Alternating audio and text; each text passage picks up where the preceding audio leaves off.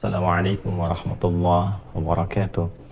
Alhamdulillahi rabbil alamin. Wassalatu wassalamu ala rasulillahil karim Sayyidina Muhammadin al-amin wa ala alihi wa sahbihi ajma'in wa ba'd. Saudara-saudariku, semoga Allah subhanahu wa ta'ala senantiasa merahmati kita semua dimanapun kita semua berada. Alhamdulillah, kita awali perjumpaan kita di kajian Aqsa malam ini, Al-Quran Sunnah Solution, dengan memuji Allah subhanahu wa ta'ala dan bersyukur kepada Allah subhanahu wa ta'ala yang telah memberikan kita kesempatan berkehidupan hingga detik ini. Telah sampai kita pada tanggal 8 Safar 1445 Hijrah. Semoga sampai detik ini kita diberikan kemampuan, kekuatan, dan bimbingan dari Allah subhanahu wa ta'ala melalui sunnah Rasulullah SAW untuk meningkatkan takwa kepada Allah subhanahu wa ta'ala dengan sebenar-benarnya takwa, dan diberikan kemampuan untuk menjaga iman dan Islam kita sehingga kita bisa kembali kepada Allah dalam keadaan insya Allah menjadi muslim yang baik. Dalam rangka demikian, kita akan mencoba untuk terus membekali diri, dan dalam kajian rutin kita di Al-Quran Sunnah Solution, di antara pembekalan diri dimaksud adalah kembali mempelajari tuntunan-tuntunan kehidupan dari Al-Quran Al-Karim, firman Allah subhanahu wa ta'ala yang disampaikan kepada Rasulullah SAW, kemudian diberikan penjelasan, pencerahan, dan tuntunan melalui kehidupan sunnah Nabi SAW yang diteruskan kepada kita oleh para ulama-ulama dari generasi-generasi yang berbeda, dari kalangan sahabat sampai dengan era kita kini.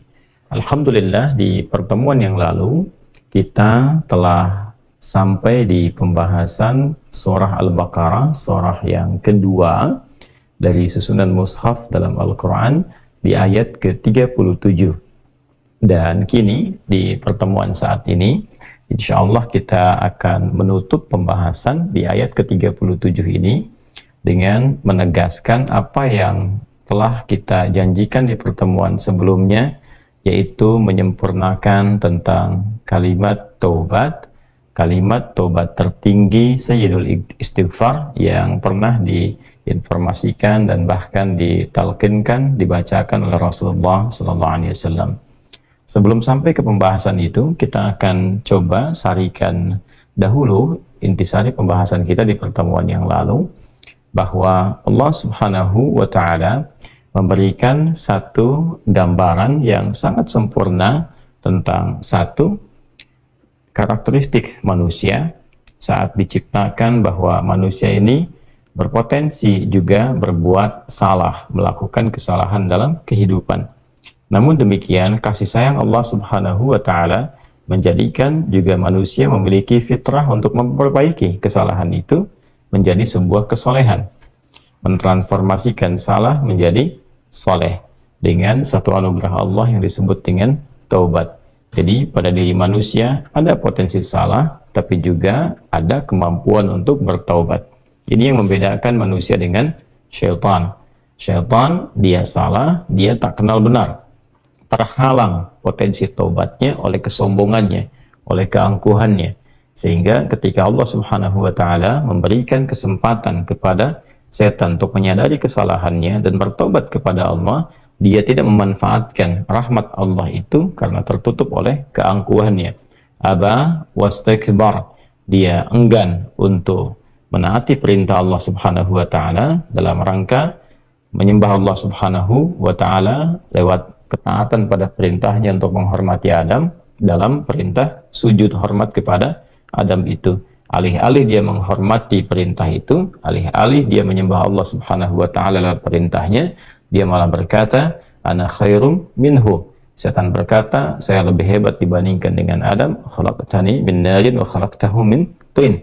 Ya, engkau ciptakan aku dari api, engkau ciptakan dia dari tanah. Tidak dalam levelnya, yang diciptakan dengan materi yang lebih tinggi mesti hormat kepada yang rendah.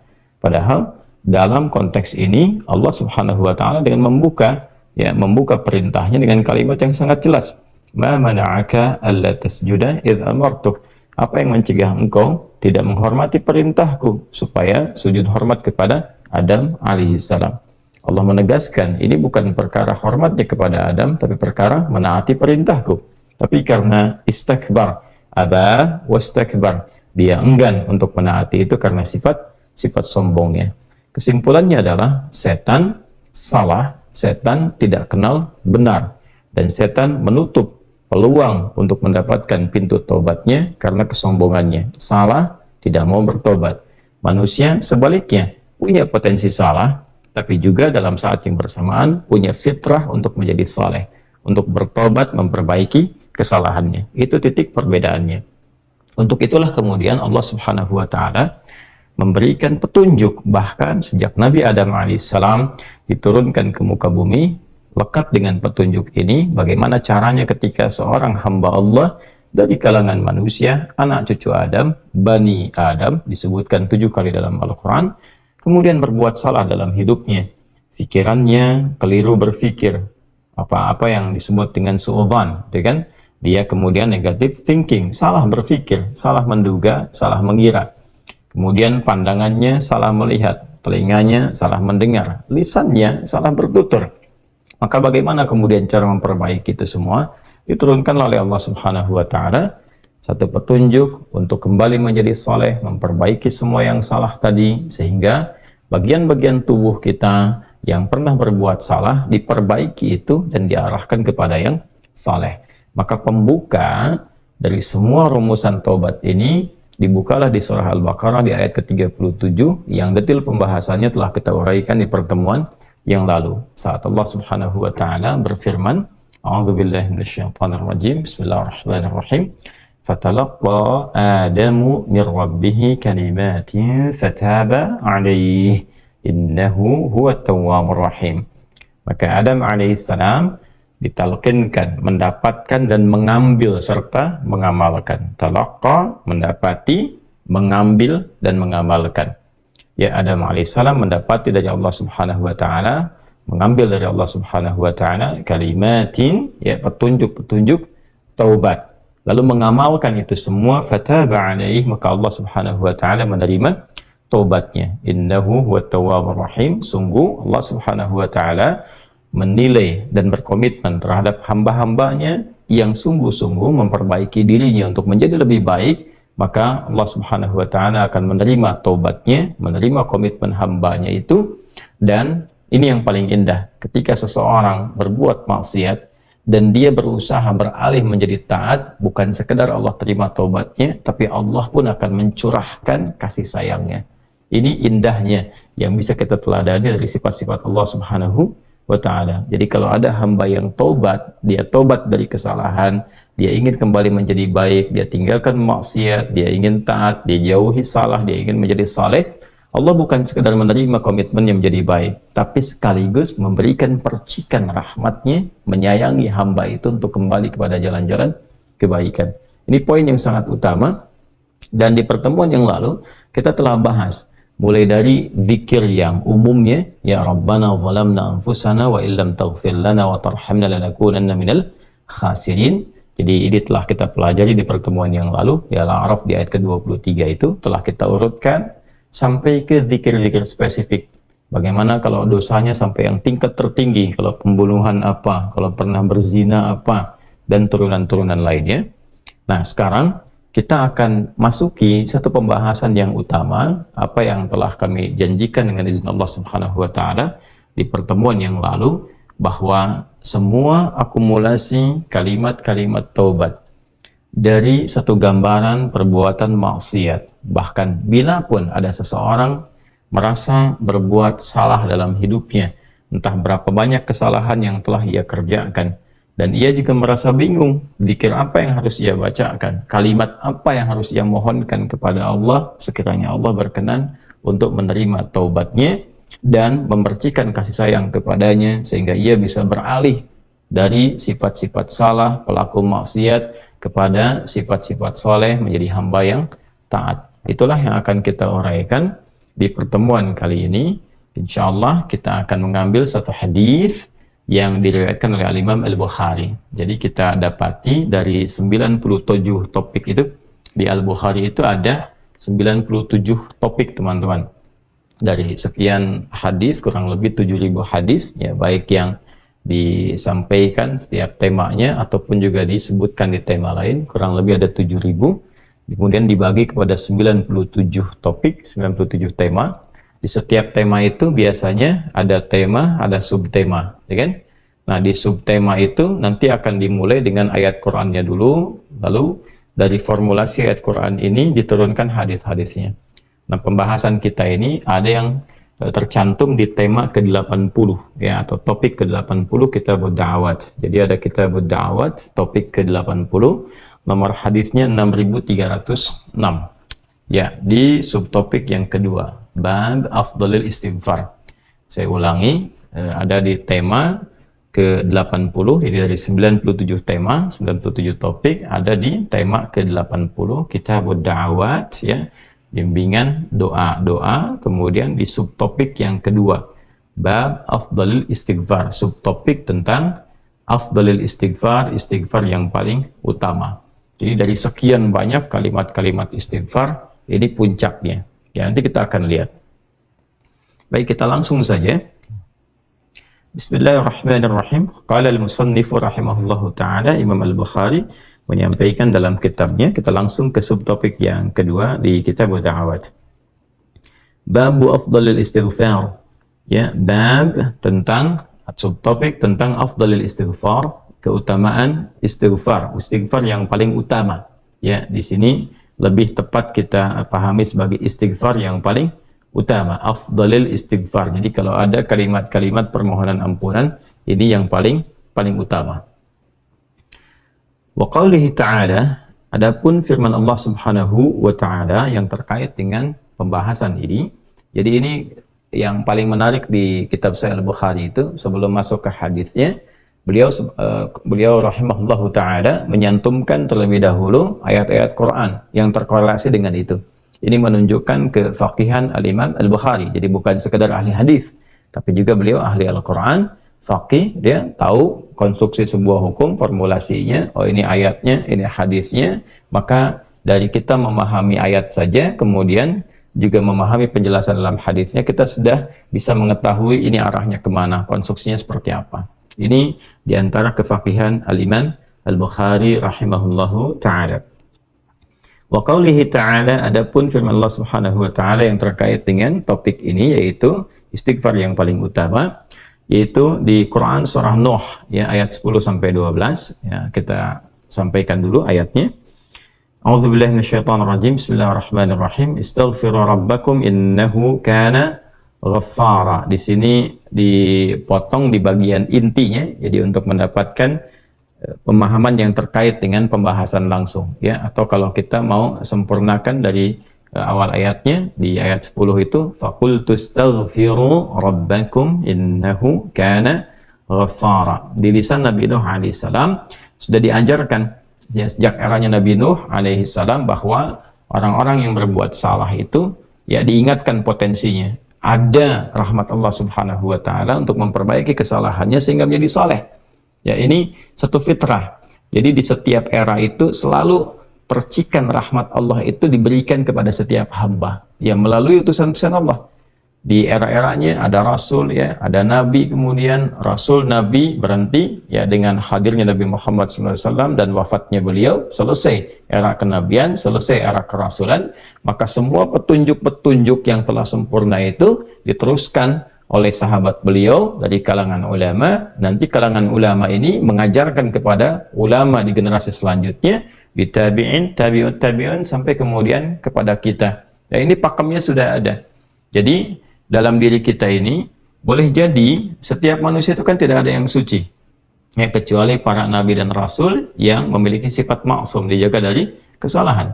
Boleh jadi saya, Anda, kita berbuat satu kesalahan, tapi rahmat Allah menjadikan kita itu mendapatkan fitrah untuk memperbaiki itu.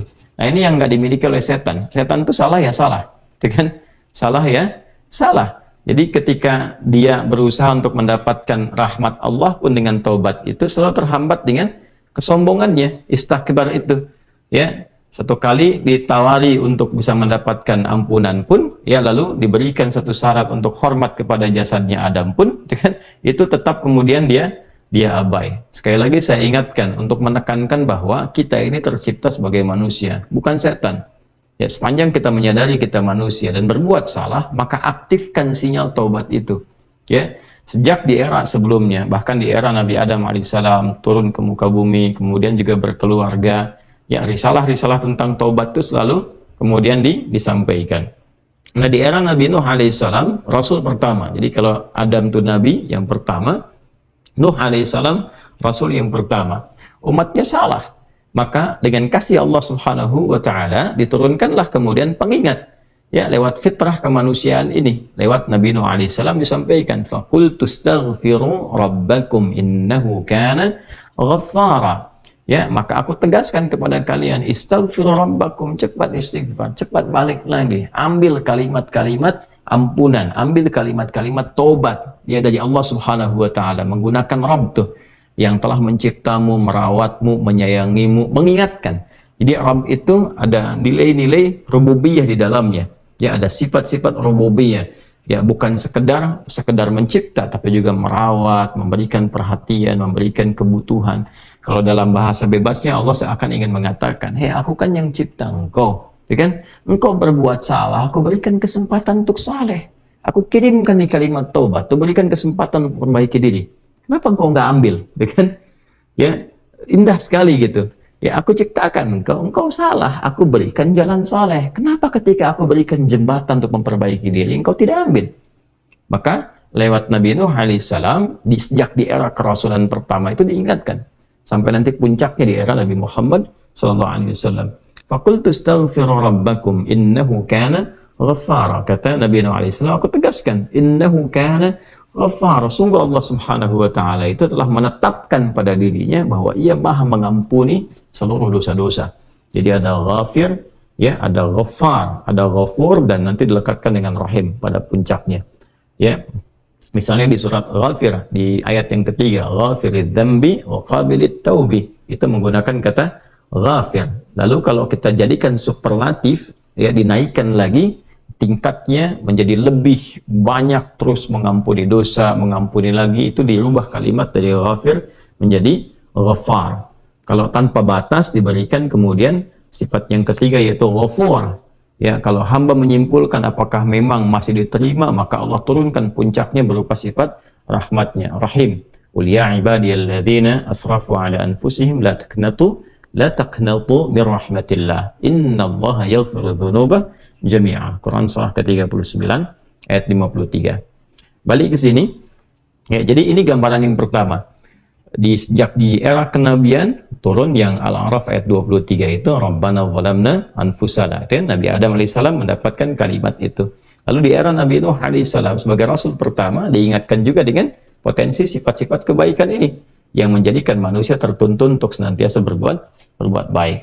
Lalu apa sifat rahmatnya? Ya, kalau kita kembalikan ke konstruksi Al-Baqarah ayat 37, tadi kan saya katakan di awal, ya, Allah menegaskan seorang yang tobat ingin merubah dirinya dari salah menjadi saleh, bukan sekedar dituntun oleh Allah, tapi juga dipercikan kasih sayang Allah kepadanya. Rahmat Allah diberikan. Ya, kembali ke Quran surah kedua ayat 37 itu, fatalaqqa Adamu min rabbih kalimatin fataba alaihi innahu huwat tawwabur rahim. Jadi bukan tawwab saja, tapi rahim juga. Bukan sekedar Allah terima taubatnya, tapi kasih sayang Allah pun diberikan kepadanya. Nah, apa di antara jenis kasih sayang yang Allah berikan kepada seorang hamba yang mau taubat? Ya, maka diteruskan ayatnya sampai 12 di sini. Imam Al-Bukhari menyantumkan di sini sampai ayat 12. Yursilis samaa'a 'alaikum midrara wa yumdidkum bi amwalin wa banina wa yaj'al lakum jannatin wa yaj'al lakum anhara. Allahu akbar.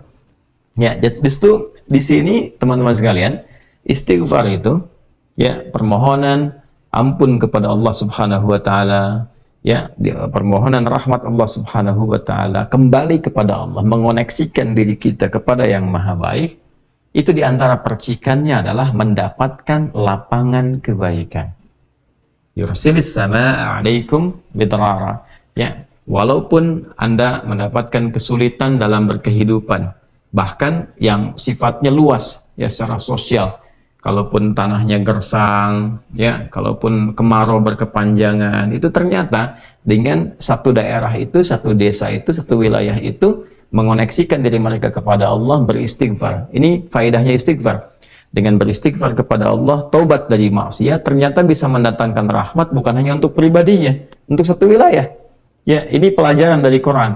Ya, Allah akan memberikan kesan begini, jangankan bagi setiap personal ya, setiap orangnya. Ya kan?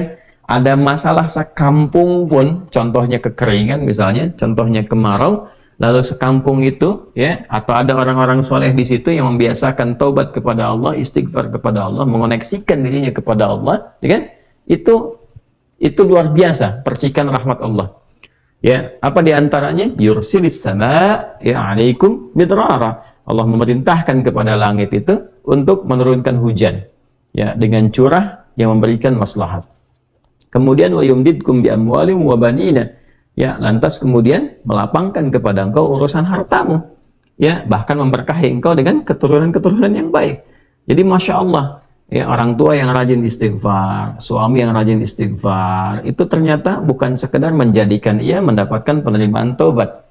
Dia berhenti dari perbuatan maksiat, usaha-usaha yang tidak baik, dagang yang tidak benar, dengan perbuatan curang, ya perbuatan menipu, perbuatan-perbuatan yang tidak elok, korupsi, jauhi potensi itu. Disogok dia hindari, diajak korupsi dia jauhi dan sebagainya. Lalu konsisten pada kebaikan dan dia isi dengan istighfar. Astaghfirullahaladzim, astaghfirullahaladzim, Rabbana zalamna anfusana wa illam taghfir lana wa tarhamna lanakunanna minal khasirin. Dia konsisten pada kebaikan itu, wa yumdidkum bi amwal. Allah akan lapangkan dia pada harta-harta yang lebih berkah. Allahu akbar. Ya. Jadi diberikan kelapangan dulu pada dirinya, kemudian diberkahi hartanya. Jadi berapapun yang dia dapatkan, Allah berikan berkah padanya, sehingga dia merasakan kebahagiaan dengan harta itu. Kan ada orang yang terasa seperti kelihatan banyak tapi tidak menikmatinya ya, baik itu boros, baik itu merasa kayaknya banyak tapi nggak kepake ya, barang-barang habis beli ini lagi tapi memuaskan nafsunya saja ya. Temannya ngajak begini, dia harus terpaksa beli, kadang-kadang ngutang, atau mungkin dia dapatkan sesuatu tapi jalan-jalan yang haram, jalan yang salah, dia tidak menikmatinya. Dan ini yang paling bahaya. Ya, ini yang paling bahaya. Lawan lapang kan sempit. Jadi hartanya kaya banyak, tapi menyempitkan kehidupan rumah tangganya. Ya, hubungan suami istri jadi nggak enak, dengan anak jadi nggak nyaman. Itu ciri keberkahan biasanya. Ya, ciri keberkahan yang tidak didapatkan. Jadi kalau berkah itu dapat, walaupun terlihat kuantitasnya nggak sama dengan orang, dia 100 juta, ini 1 juta, tapi kenikmatannya luar biasa. Ya, di rumah ada kebahagiaan, hubungan menjadi nyaman, apa yang ditata itu bermanfaat, yang dimakan menjadi daging, dari daging itu terkonstruksi menjadi pengetahuan, jadi macam-macam, jadi energi, ya energinya dipakai pada kebaikan. Sebaliknya yang terlihat seperti banyak, kayaknya banyak nih, ya, tapi tidak memberikan kebahagiaan. Di rumah nggak bahagia, tidak memberikan dampak energi positif, keibadah jadi malas. Ya, itu ciri-ciri pertama kalau harta kurang berkah itu, apalagi tidak berkah, itu pasti menurun kesolehannya, meningkat kesalahannya. Pasti itu. Ya, jadi mulai menurun nih, sholat mulai menurun, baca Quran mulai menurun. Nah, kesalahan mulai meningkat. Makan mulai salah, minum mulai salah. Yang tadinya minum yang baik-baik, sekarang minum yang tidak baik dan sebagainya. Nanti kalau sudah begini, pasti hubungan di rumah tangganya pun nggak akan jadi baik gitu. Ya, dan itu akan terbawa dalam kesempitan. Nah, cara untuk mengatasi itu, ini balik ke Quran surah An-Nuh tadi, di ayat 10 sampai dengan ayat 12. Kalau kita menyadari kemudian itu salah, lantas ingin memperbaiki diri, kembali kepada Allah, perbaiki diri kita, ya, lalu mengingat Allah, menyesali apa yang telah dilakukan, berjanji untuk berbuat baik, itu tidak tanggung apa yang Allah jawab. Ya, kalaupun ada satu kelapangan yang tidak berkah tadi, diganti oleh Allah, dihilangkan yang kurang baiknya, dilapangkan dengan yang baik-baiknya. Lalu setelah itu dijaga keluarganya. Jadi memberikan kesan bahwa ada hubungan yang korelasi secara langsung antara harta dengan keluarga, dengan anak keturunan. Jadi hati-hati, saya ingatkan kepada para ayah, pada saya pribadi dan kita semua, jangan sampai membawa yang haram ke rumah. Sekali lagi, jangan sampai membawa yang haram ke rumah. Jadi kalau istri sudah memasak itu di dapur, menjadi makanan, dikonsumsi oleh anak-anak jadi daging, ya, dikonsumsi jadi daging nih, itu jadi karakter. Ya, itu sudah fitrah, sudah umum begitu. Jadi kalau dia baik akan membentuk kebaikan. Kalau nggak baik akan merubah ya, pada keburukan. Kontrolnya susah di situ. Ya, sangat sulit sekali. Nah, caranya tadi kembali kepada Allah, tinggalkan yang kurang baik tadi, nanti Allah rubah. Ya, cara dia mendapatkan harta itu, walaupun awalnya terlihat nggak nyaman, karena kan merubah diri, mengeluarkan yang kotor dulu. Ya, ya kalau terlalu banyak kotoran, mandi kan ya agak cukup pekat tuh mandinya, bersihkan lagi, terasa nggak seperti biasa. Tapi setelah dibersihkan semua jadi enak kan? Nah itulah agama begitu, dibersihkan yang kotor itu kayaknya awalnya nggak enak, tapi kemudian hatinya jadi lapang. Yang diberikan kelapangan hati dulu. Ya begitu hatinya lapang, baru nanti Allah buka jalan. Ya setelah hatinya lapang, bagus, dan dinilai baik ini punya kemampuan untuk bertindak dan mengelola apa yang didapatkan, dilapangkanlah rezekinya, karena dia sudah dinilai pandai untuk mengelolanya. Setelah itu diperbaiki keturunannya. Ya. Wa banina wa yaj'al lakum jannatin wa yaj'al lakum anhara. Bahkan setelah itu dibikin kaya lebih dari sebelumnya. Ya asetnya ditambah lagi, diberikan kenikmatan hidup, ya sampai dijaga hingga kembali kepada Allah Subhanahu wa taala. Itu faedah istighfar. Jadi kalau kita biasakan bertekad, berniat memperbaiki diri dari yang salah menjadi baik, itu Allah sudah berikan motivasi. Aku bukan hanya terima taubatmu, tapi aku rubah keadaan hidupmu lebih istimewa, lebih mahal nilainya dibandingkan dengan keadaan sebelumnya yang terlihat seperti fata morgana. Kemudian dikuatkan dengan Quran surah ketiga Ali Imran ayat 135, ya. Di sini disampaikan Allah Subhanahu wa taala berfirman, a'udzubillahi minasyaitonir rajim, bismillahirrahmanirrahim, walladzina idza fa'alu fahishatan aw zalamu anfusahum, ini dzakarullaha fastaghfaru lidhunubihim wa may yaghfiru dhunuba illa Allah wa lam yusirru ala ma fa'alu wa hum ya'lamun. Di highlight di sini di firman Allah Subhanahu wa taala, dzakarullaha fastaghfaru lidhunubihim.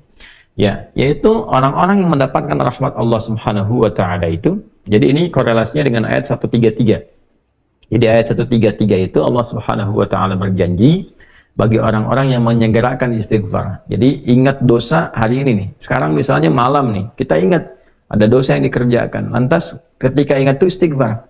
Istighfar, minta ampun sama Allah gitu kan. Itu menyegerakan sesuatu tanpa jeda disebut dengan sara'a. Ya, sara'a. Jadi ada sa'a, ada sara'a. Kalau sa'a itu menyegerakan sesuatu dengan persiapan. Ya, makanya besok nih ada Jumatan menggunakan sa'a. Fas'au bukan wasari'u. Ya, ya ayyuhalladzina amanu idza nudiya lis-salati min yaumil jumu'ati fas'au, bukan fasari'u. Fas'au itu Quran surah Al-Jumu'ah. Ya, Al-Jumu'ah di ayat yang keberapa? Ayat 9, kan?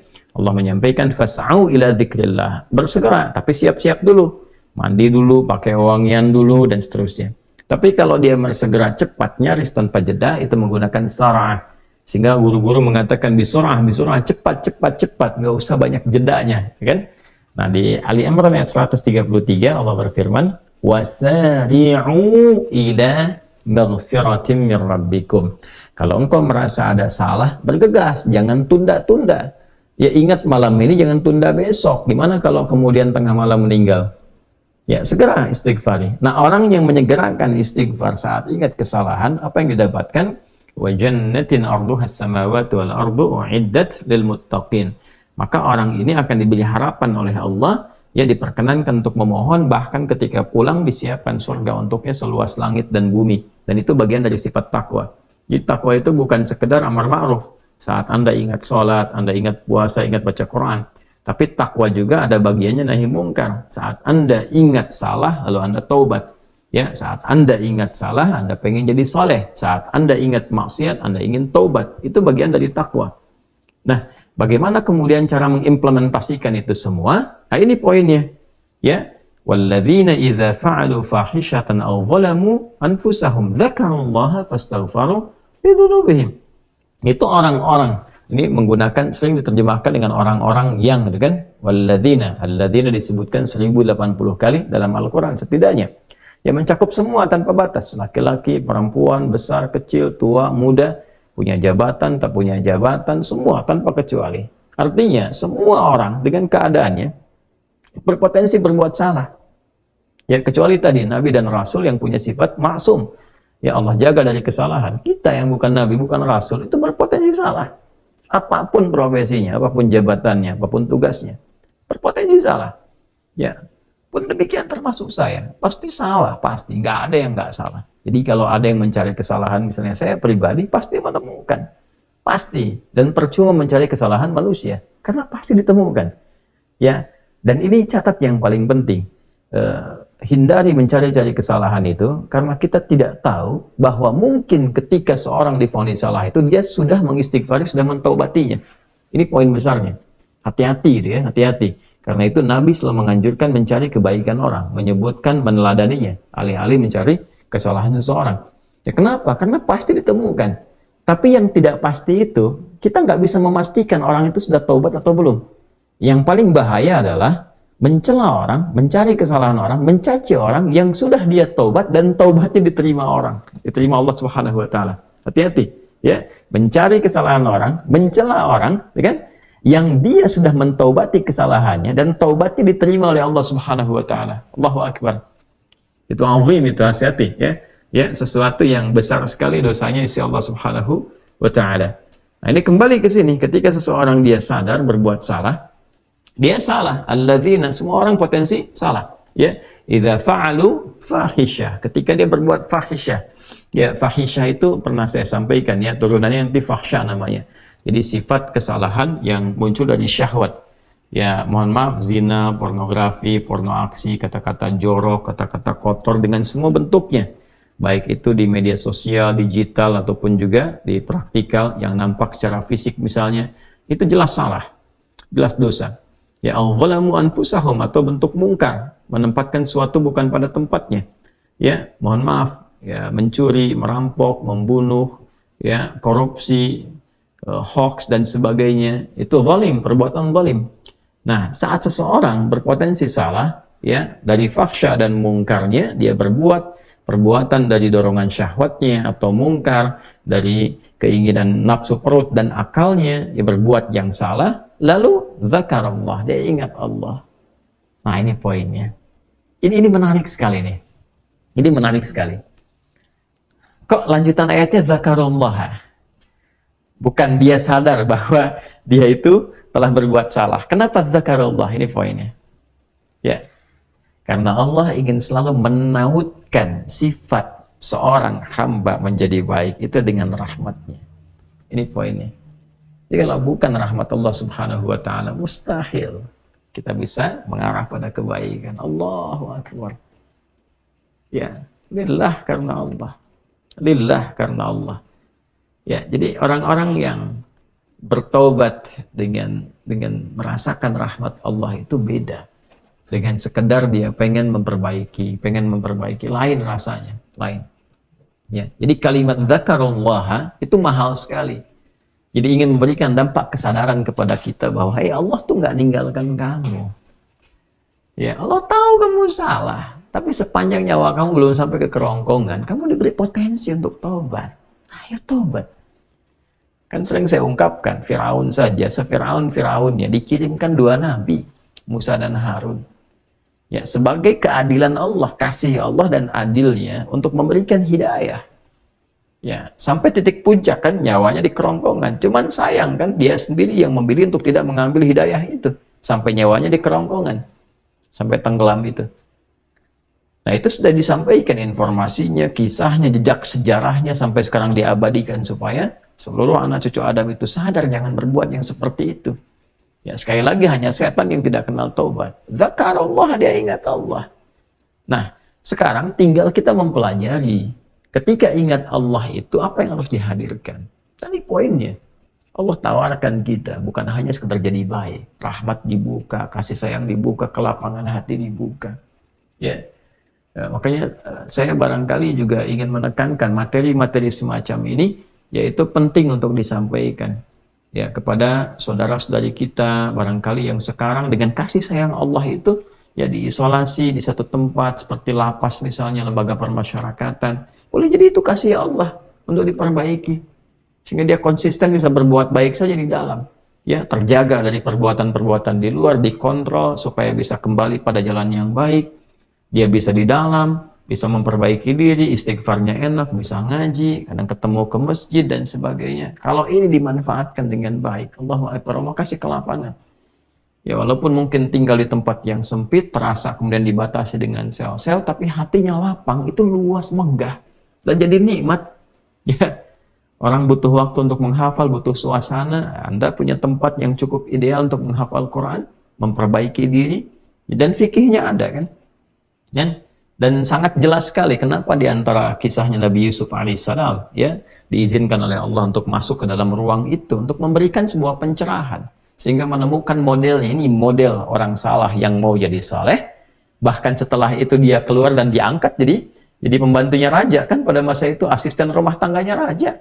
Naik gitu dari sosok yang salah, ya kemudian dia tobat, mengambil petunjuk dari Nabi Yusuf alaihissalam, dia berubah jadi orang hebat setelah itu. Ya, jadi asisten rumah tangganya raja. Itu luar biasa gitu. Ya, tapi yang memilih kemudian untuk jalan-jalan keburukan, tetap bertahan di dalamnya, selesai gitu.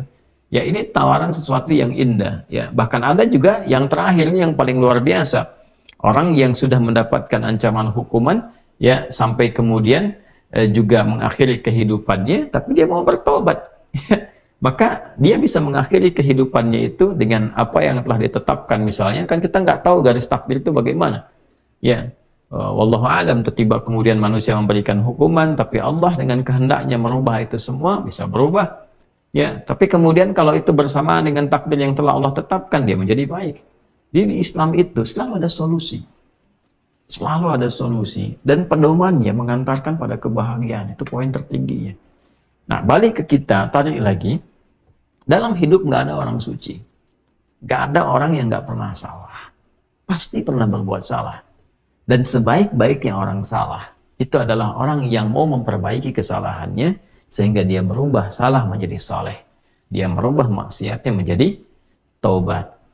Nah, di titik inilah kemudian dia mesti ingat Allah. Nah, saat ingat Allah itu, yang diingat itu bukan sekedar Allah, bukan. Ingatlah bahwa ketika dia taubat, serius taubat, Allah menerima taubatnya dan merubah keadaan hidup dia menjadi lebih baik dari sebelumnya. Maka kalau sudah sadar dengan itu, cepat. Nah, huruf yang menunjukkan cepat tanpa jeda itu pakai fa. Dzakarullaha fastaghfaru lidzunubihim. Maka cepat bergegas dia taubat saat itu juga. Ya, kalau malam ini kita ingat misalnya salah, segera taubat, istighfar.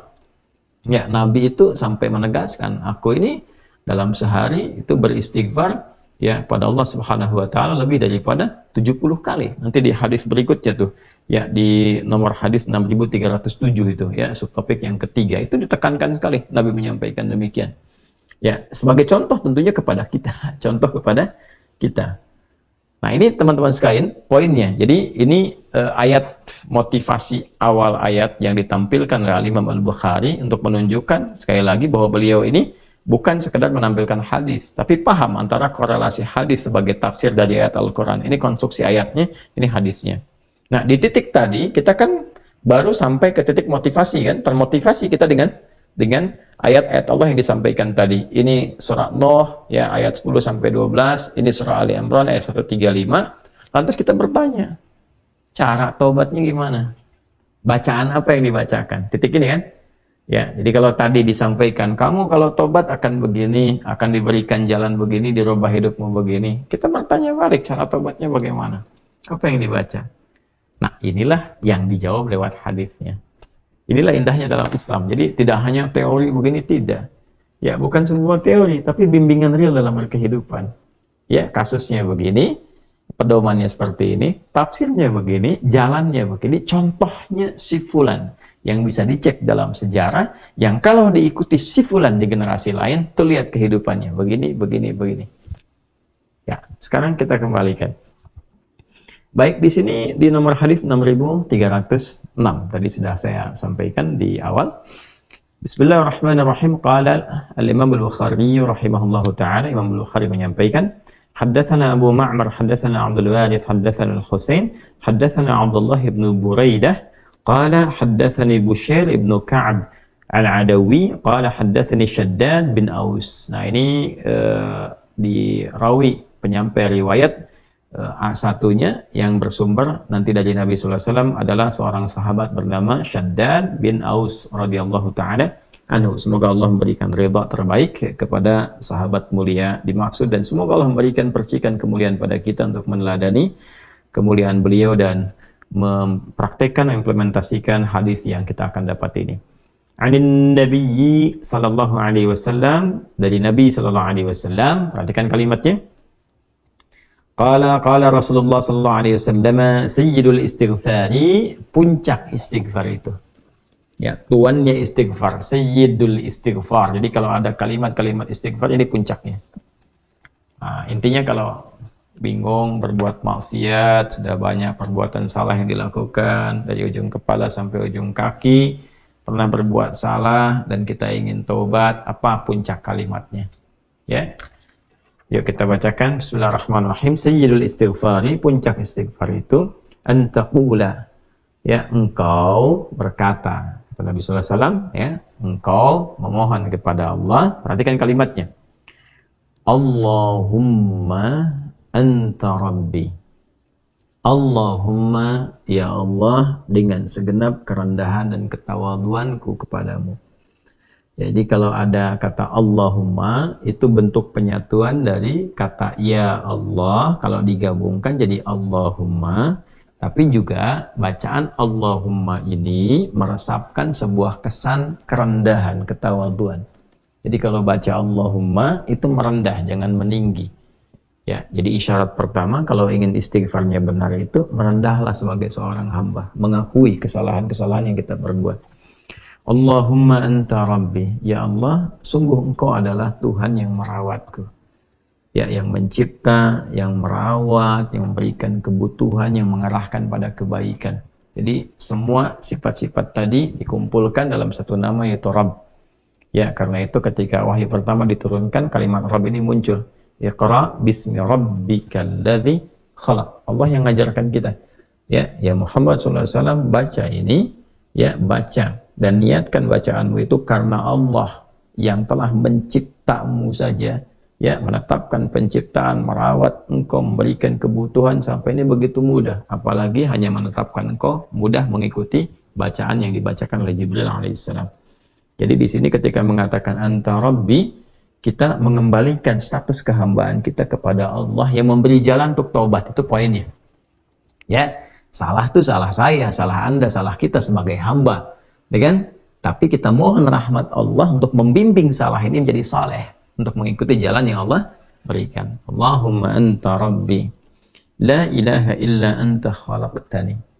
Ya Allah, hamba menetapkan tidak ada Tuhan yang dipertuhankan dan layak disembah kecuali Engkau, ya Allah, dan Engkaulah yang mencipta hamba. Ya, ini kalimat lembut yang sifatnya menyentuh. Ya, kalau bahasa kita ya begini, ya Allah, aku kan hambamu juga yang Kau ciptakan. Engkau yang telah ciptakan aku. Ya kan? Kalau di kalimat Adam yang pernah kita baca di pertemuan yang lalu dari tafsir Imam Jarir At-Tabari itu, Ibnu Jarir At-Tabari, kita telah sampaikan di pertemuan yang sebelumnya bahwa Adam mengonfirmasi, Allah, gitu kan, ya Allah, ya Tuhanku, bukankah aku adalah hambamu yang Kau ciptakan, ya, dengan tanganmu sendiri, dengan kuasamu sendiri? Ya Allah menjawab, ya tentu saja, gitu kan, dan seterusnya sampai ujung hadisnya, ya ara'aita, bagaimana ya Allah Engkau menilai kalau hamba intubtu wa aslahtu, kalau hamba sekarang bertobat dan memperbaiki diri, ya arajin anta ilal jannah, apakah engkau akan mengembalikan aku kepada surga? Ya Allah menjawab, na'am, tentu saja, bahkan dengan surga yang lebih indah. Itu yang pernah kita bahas di pertemuan sebelumnya.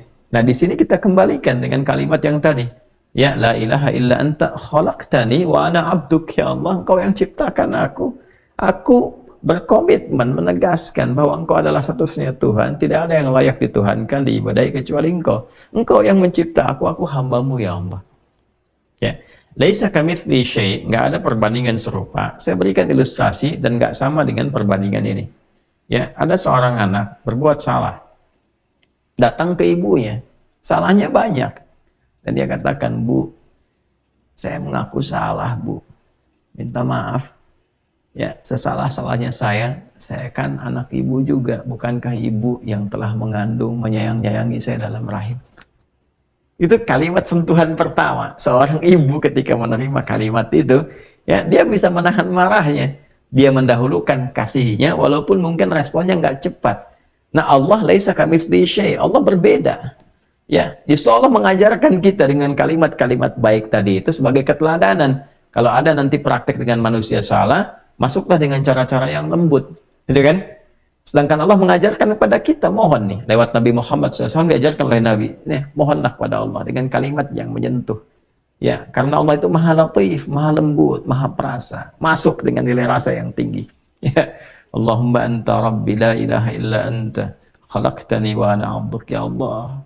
Engkau yang merawatku, Engkau Tuhan, Engkau yang berikan kecukupan dalam kehidupan. Aku yang berkomitmen gak ada Tuhan yang lain dipertuhankan, yang layak disembah kecuali Engkau. Engkau yang menciptakan aku hamba-Mu, ya Allah.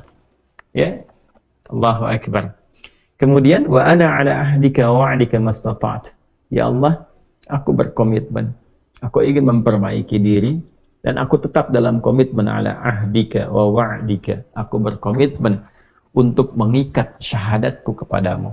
Ya, ahdi itu jadi satu komitmen perjanjian ta'ahud kita dengan Allah Subhanahu wa taala bahwa kita bertauhid kepadanya.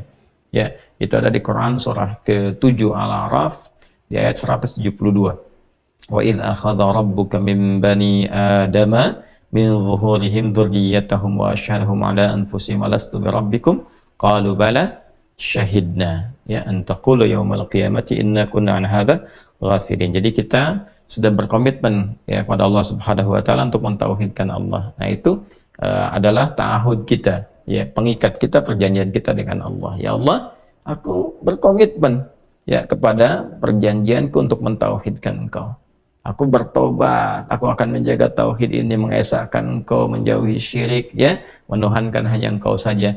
Kemudian juga wa ala wa'dika, dan aku pun yakin dengan janjimu. Ini apa yang Allah janjikan kalau kita baca di hadis yang lain, di hadis Muslim, ya, di antaranya misalnya, ya, siapa yang man qala la ilaha illallah wa la yusyriku bihi syai'a, atau kama qala Rasulullah SAW, ya, siapa yang mengatakan la ilaha illallah, komitmen pada itu dia praktekkan, wa la yusyriku bihi syai'a, dan tidak musyrik selama hidupnya, dia jaga dari syirik, dia tobati dirinya, jaga dari syirik, dia mengucapkan la ilaha illallah, mempraktekkan itu, menjaga syirik, dakhalal jannah, kalau wafat dia berpotensi masuk surga. Ya, dan itu janji Allah. Nah, seakan kita mengatakan, ya Allah, aku bertobat, aku hamba-Mu, Engkau yang menciptakan aku, ya Allah. Ya, aku berjanji mulai detik ini akan komitmen kepada syahadat. Dan aku pun, ya Allah, merasakan betapa Engkau menepati janji-Mu untuk memberikan kemuliaan bagi orang-orang yang memegang teguh syahadat kepadamu dan menghindari perbuatan buruk yang Engkau perintahkan untuk menjauhinya. Kemudian semampu aku, ini indah nih, Nabi mengajarkan semampu aku. Ya, nah, memang ini bawaan manusia nggak bisa sempurna.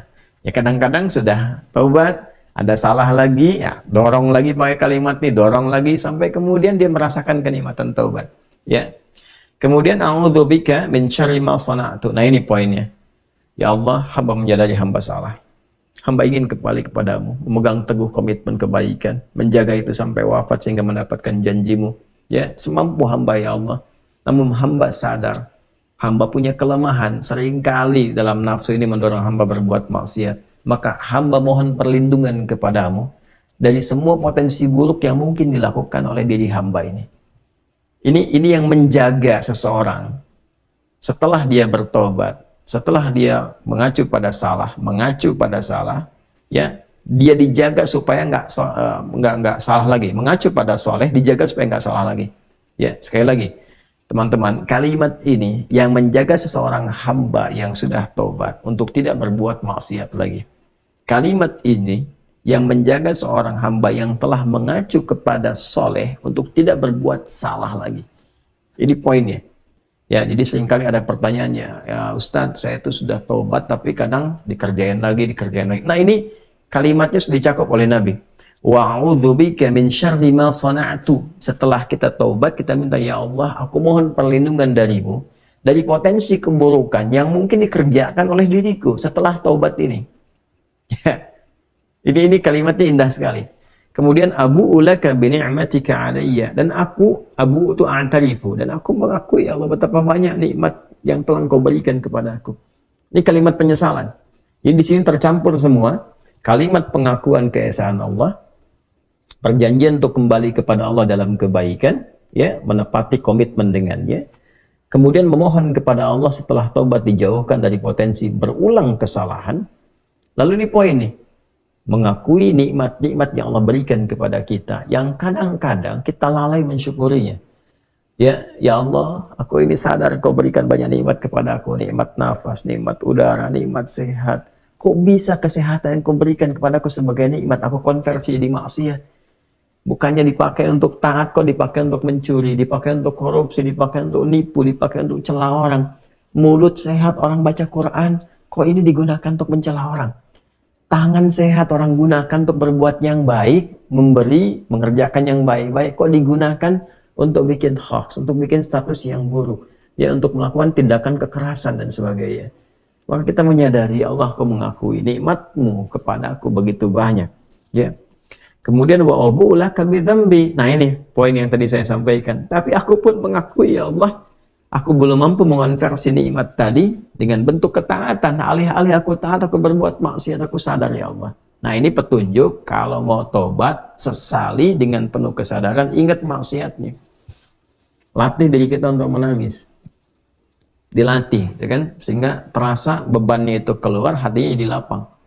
Orang kalau salah nangis itu nanti yang beban itu keluar lewat air mata, yang hati yang tadinya itu sempit jadi lapang. Ya, jadi lebih terbuka. Faghfirli fa innahu la yaghfiru dzunuba illa ant. Sampai sini. Nanti setelah itu, setelah sadar, nah jadi indah sekali. Setelah komitmen, sadar, pengakuan, penyesalan, keluar air mata, hati lapang, faghfirli. Baru saat hati lapang itu minta, ya Allah ampuni hamba. Fa innahu la yaghfiru dzunuba illa ant. Sungguh hamba berharap, bermohon kepadamu, bertumpu kepadamu, karena nggak akan mungkin ada yang mengampuni dosa hamba kecuali Engkau. La yaghfiru dzunuba illa anta. Nggak ada yang bisa mengampuni dosa kecuali Engkau. Indah sekali kalimat. Sampai sini teman-teman. Ya. Allahumma anta rabbi la ilaha illa anta khalaqtani wa ana abduk. Ya, kemudian wa ana ala ahdika wa wa'dika mastata'tu. A'udzu bika min syarri ma sana'tu abu'u laka bi ni'matika 'alayya, kemudian wa abu'u laka bi dzambi faghfirli fa innahu la yaghfiru dzunuba illa ant. Sampai sini kalimatnya. Ya, saya baca ulang ya, teman-teman. Saya bacakan lebih agak lambat sedikit, nanti teman-teman bisa rekam atau nanti bisa ingat-ingat. Insya Allah nggak panjang kok. Ya, nanti dibacakan. Kalau bisa sih malam-malam habis tahajud atau setelah setiap kesempatan sholat. Ya, Bismillahirrahmanirrahim. Allahumma anta rabbi la ilaha illa anta khalaqtani wa ana abduk wa ana ala ahdika wa wa'dika mastata'tu. A'udzu bika min syarri ma sana'tu. Abu'u laka bi ni'matika 'alayya wa abu'u laka bi dzambi faghfir li fa innahu la yaghfiru dzunuba illa ant. Saya terjemahkan sambil baca. Allahumma, ya Allah, dengan segala kerendahan diri hamba mohon kepadamu, anta rabbi, sungguh engkaulah Tuhan yang merawat, memberikan kebutuhan, mencipta hamba, memberikan jalan kebaikan pada hamba. La ilaha illa ant. Hamba menetapkan tidak ada Tuhan yang layak dipertuhankan, yang layak disembah kecuali Engkau saja. Khalaqtani wa ana abduk. Sungguh Engkau yang telah menciptaku ya Allah, sungguh akulah hamba-Mu. Wa ana ala ahdika wa wa'dika mastata'at. Ya Allah, aku berkomitmen untuk memegang teguh perjanjianku denganmu, dan aku berkeyakinan bahwa Engkau pun akan menepati janjimu kepada aku berusaha mewujudkan itu sesuai dengan kemampuanku. A'udzubika min syarri ma sana'tu. Ya Allah, setelah permohonan taubat ini, komitmen ini, aku mohon perlindunganmu ya Allah. Aku berlindung kepadamu dari segala potensi buruk yang mungkin terjadi dari dalam diriku yang aku perbuat. Abu'u laka bi ni'matika 'alayya. Aku menyadari, mengakui ya Allah betapa besar nikmatmu yang kau berikan kepadaku. Wa abu'u laka bi dzambi, dan aku pun menyadari ya Allah belum mampu mensyukuri nikmat-nikmat tadi. Bahkan lebih sering aku berbuat dosa, kesalahan dibandingkan mensyukuri nikmatmu kepadaku. Faghfirli, aku mohon ya Allah ampuni diriku, fa innahu la yaghfiru dzunuba illa ant. Maka sungguh aku sangat berkeyakinan ya Allah tidak ada satupun yang mampu mengampuni dosaku kecuali Engkau saja. Bila mampu kita mengamalkan ini dengan baik, minimal ya kita dalam sekehidupan tuh bisa membacakan ini. Minimal lah dalam selama hidup paling sedikit ya bisa pernah baca ini. Ya sebetulnya kalau bisa minimal sehari baca, sehari sekali baca ya, kita sama-sama menguatkan. Nah, wa man qalaha minan nahar muqinan biha famata min yaumihi qabla an yumsiya fahuwa min ahlil jannah. Ini garansi dari Nabi. Orang yang mampu mengatakan ini, jadi mendawamkan, dia baca ini ya, dia baca ini ya minan nahar, di waktu siang. Nah, misalnya muncul dari pagi itu ya, beraktivitas ya, dia baca ini, dia mengoreksi kesalahannya, bermuhasabah, dia baca nih muqinan biha, dan yakin dengan semua janji-janji yang disampaikan dalam kalimat ini, dengan komitmennya, dengan janji Allah kan, dengan keyakinan bahwa Allah akan merahmati dan sebagainya.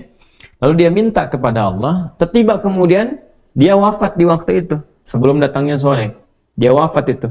Ya, maka apa yang terjadi? Kata Nabi, fahuwa min ahlil jannah. Dijamin langsung di lisan Nabi termasuk ahli surga. Allahu akbar. Ya, Allahu akbar. Wa man qalaha min al-laili wa huwa muqinun biha famata qabla an yusbiha fahuwa min ahlil jannah. Dan siapa yang mengamalkannya di malam hari, dia baca di malam hari sambil dia koreksi diri, bukan sekedar baca, dia koreksi diri, dia menyadari dosanya, gitu kan? Malam ini kita baca, kita sadari diri, kita ingin jadi baik, pengen jadi baik, ingin jadi lebih berkah lagi. Lalu kita meyakini semua janji-janji yang disampaikan dari lisan Nabi SAW yang mulia, ya, pada semua apa yang tadi kita telah pelajari. Maka apa yang terjadi? Famata qabla an yusbiha, maka dia misalnya meninggal, ya, ajalnya tiba sebelum datang waktu subuh, wa huwa min ahlil jannah. Maka Nabi mengatakan fa huwa min ahlil jannati, dia termasuk ahli surga. Ya, Masya Allah. Jadi rahmat Allah menjadikan hamba ini diterima taubatnya, dan percikan kasih Allah menjamin dia menjadi ahli surga. Dibalas dengan surga, bukan dunia lagi, balas dengan surga kalau dia wafat.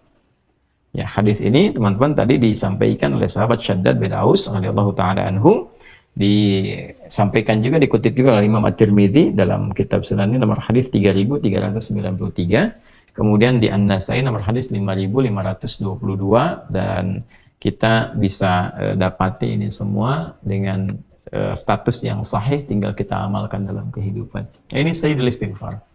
Ya, maka dengan demikian insya Allah tertutup pembahasan kita di kesempatan kali ini untuk mengurai Quran surah ke-2 Al-Baqarah di ayat ke-37. Nah, berapa kali dibacakan ini?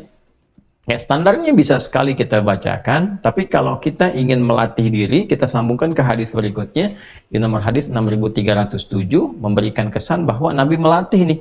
Bahkan Nabi sampaikan, saya itu beristighfar setidaknya kurang lebih 70 kali dalam sehari. Ya, saya bacakan hadisnya ya. Ini topik yang ketiga di Al-Bukhari, di topik yang ke-80, subtopik yang ketiga. Bab istighfarin Nabi sallallahu alaihi wasallam fil yaumi wal lailah. Ya, subtopik tentang istighfarnya Nabi sallallahu alaihi wasallam sehari semalam.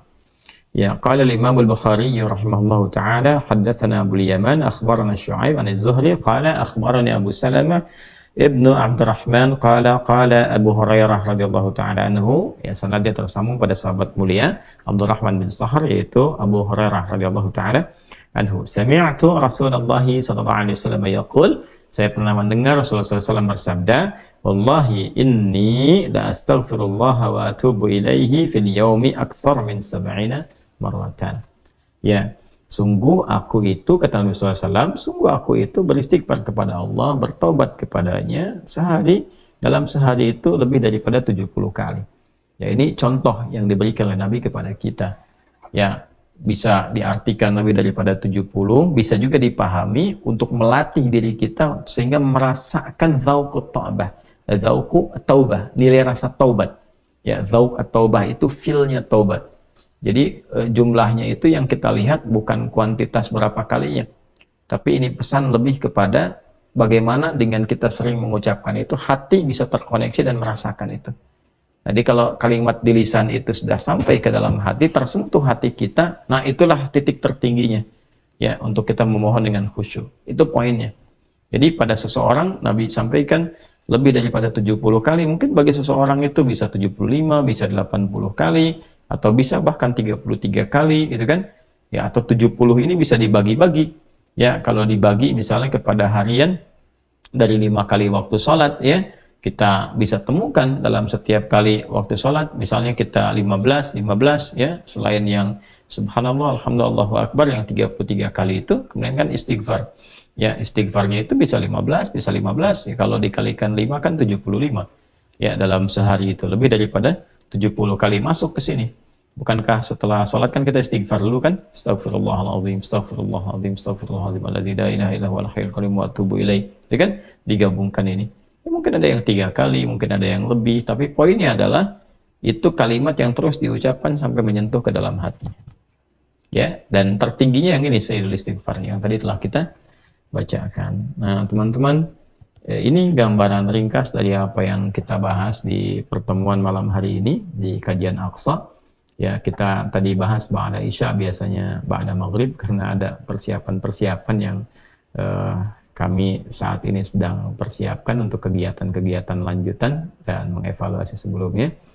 Teman-teman ingin menyampaikan 3 hal barangkali. Yang pertama, saya ingin mengajak pada diri saya dan kita semua di malam hari yang insya Allah baik ini, dan semua waktu Allah berikan baik, tapi Jumat itu kan Sayyidul Ayyam ya, penghulu dari hari, dan kita diajarkan Sayyidul Istighfar. Mari kita mengoreksi diri kita bersama-sama, dan saya ingin menyampaikan lebih awal untuk memohon maaf kepada semua khalayak ya, teman-teman semua, tuan puan, saudara-saudariku sebangsa setanah air, dan dimanapun Anda berada, Anda pasti menemukan, bukan mungkin, tapi Anda pasti menemukan hal-hal dari saya pribadi yang tentu saja itu tidak baik ya, tentu saja itu dipandang salah. Saya mohon maaf yang sebesar-besarnya, baik dari lisan, perilaku saya yang kurang baik yang menyimak apa yang saya sampaikan ini ya, dari keluarga ya, keluarga baik itu anak, istri, kemudian juga orang tua, dari saudara-saudari, kemudian tetangga dan teman-teman jauh dan dekat. Dengan segala kerendahan hati saya meminta maaf sebesar-besarnya,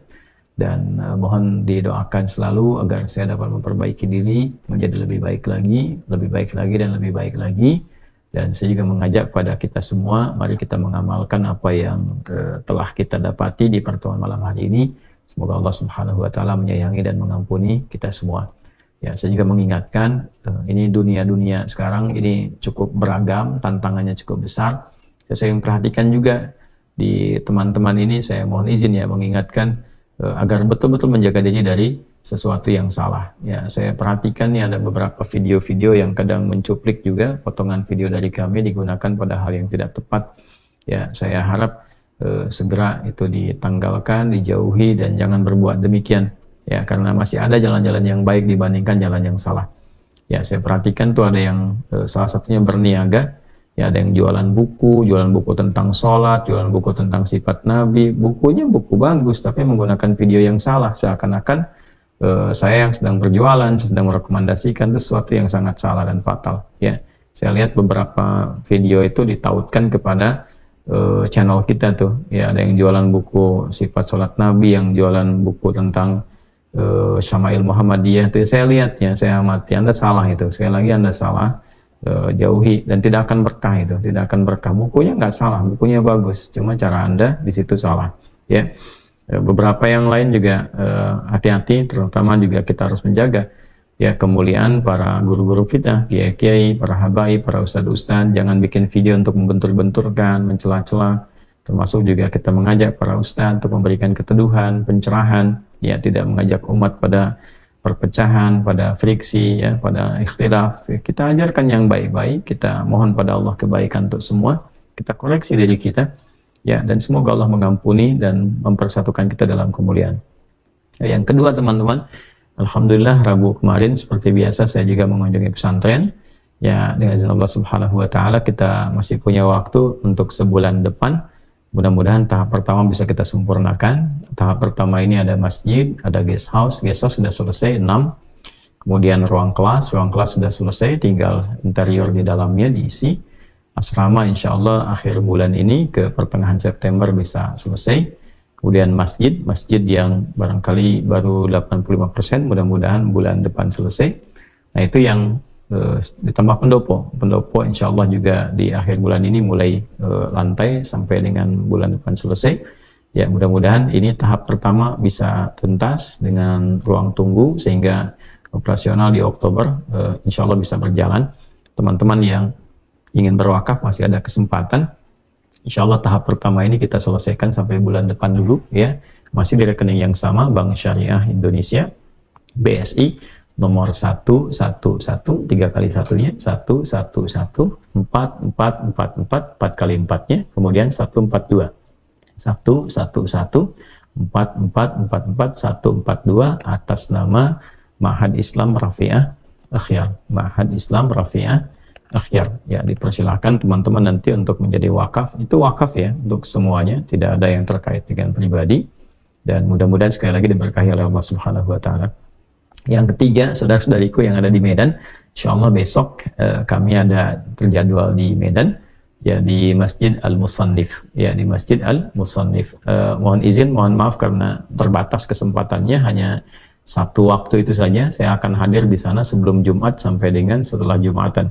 Ada sesi kami tausiah, kemudian setelah itu memimpin khutbah Jumat, dan setelah Jumat kami akan kembali lagi ke Jakarta untuk jadwal berikutnya. Terima kasih dan berjumpa esok untuk teman-teman yang di Medan. Maafkan saya, semoga Allah menyayangi dan meridai kita semua. Teman-teman yang tidak di Medan tersambung juga dengan channel ini, insya Allah ditayangkan juga, dan semoga Allah ridai kita semua dalam kebaikan. Maafkan saya. Subhanakallahumma bihamdika nasyhadu an la ilaha illa anta nastaghfiruka wa natubu ilaik. Allahumma tubna ilaika taubatan nasuha ya arhamar rahimin. Ighfir lana dhunubana ya Allah kama ghafarta ibadakas salihin was salihat wa alhiqna ma'ahum ma'al ladzina an'amta 'alaihim minal nabiyyin was-siddiqin wasyuhada'i was-salihin wa hasuna ulaika rafiqa. Wa sallallahu ala sayyidina Muhammad wa ala alihi wa sahbihi ajma'in. Wa akhiru da'wana alhamdulillahi rabbil alamin. Assalamualaikum warahmatullahi wabarakatuh.